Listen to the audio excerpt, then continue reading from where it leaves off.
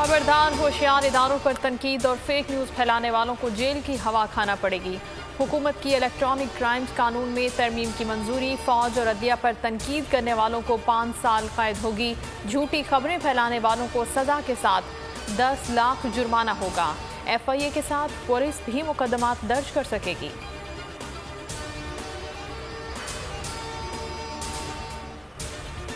वज़रा और अरकान पार्लियामेंट इंतखाबी मुहिम चला सकेंगे। वफाकी हुकूमत ने इलेक्शन कमीशन के ज़ाब्ता इखलाक कानून में अहम तब्दीली की मंजूरी दे दी।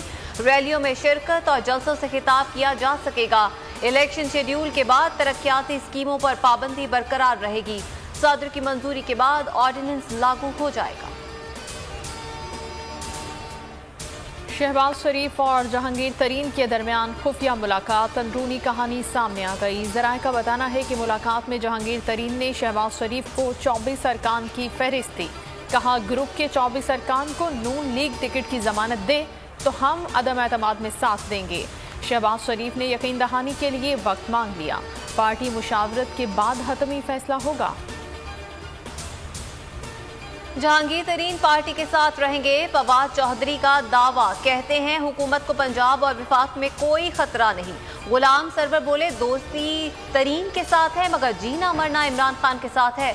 रावलपिंडी और इस्लामाबाद एक पेज पर हैं। शाह महमूद कुरैशी ने कहा, 3 साल में कई बार हुकूमत गिराने की कोशिश हुई, सब नाकाम हुई। अदम एतमाद का खेल खेलना चाहते हैं तो शौक से खेलें।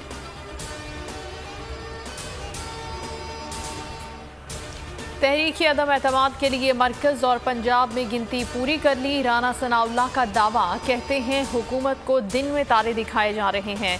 विफाक में 4 और पंजाब में 18 या 19 वोटों का मामला है। ऑपोजिशन खुद को मुस्तहकम करना चाहती है। अगर 2-4 लोग आगे पीछे हो जाएं तो फर्क नहीं पड़े। मरियम औरंगजेब कहती हैं, इमरान साहब आपकी हुकूमत गिर चुकी। तहरीकी अदम एतमाद में पता चल जाएगा कि कितने लोग इमरान खान के साथ खड़े होंगे।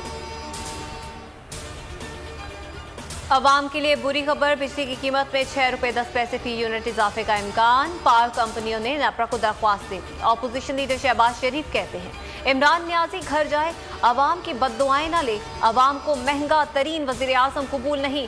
पेट्रोल बम गिराने के बाद अब बिजली 6 रुपये महंगी की जा रही है।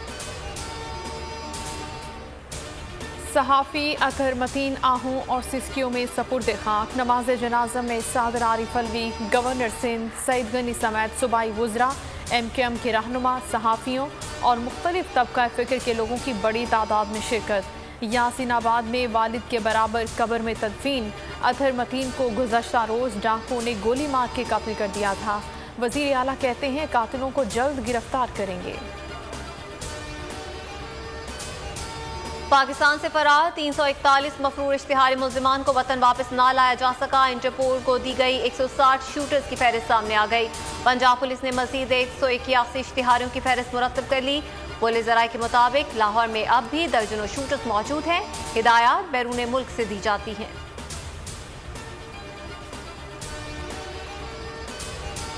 PCB और जेम्स फॉल्कनर के दरमियान माली तनाज़ा शिद्दत इख्तियार कर गया। पाकिस्तान क्रिकेट बोर्ड ने ऑस्ट्रेलियाई खिलाड़ी पर ताहयात पाबंदी लगा दी।